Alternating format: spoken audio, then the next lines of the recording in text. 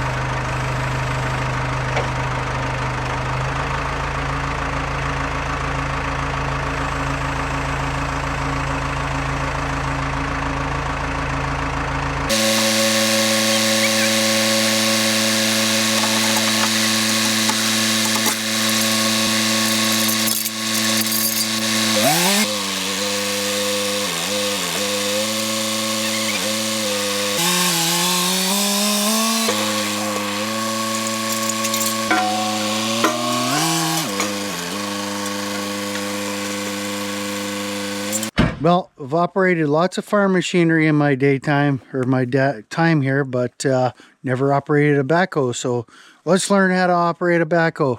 Why not? Froggy's a little bit out of commission, but there's other alternatives here. So let's see what we got here.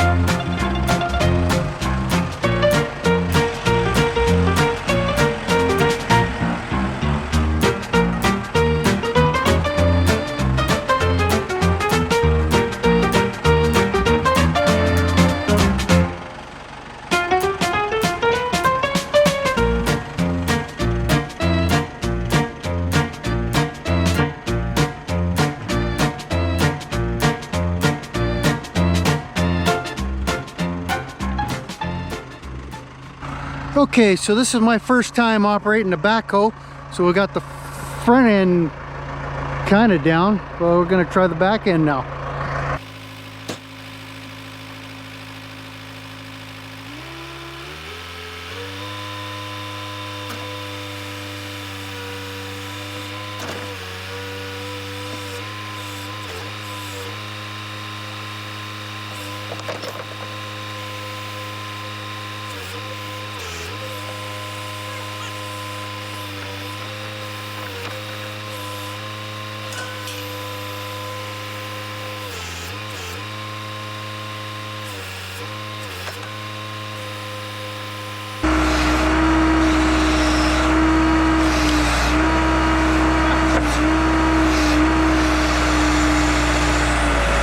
Rock the boat!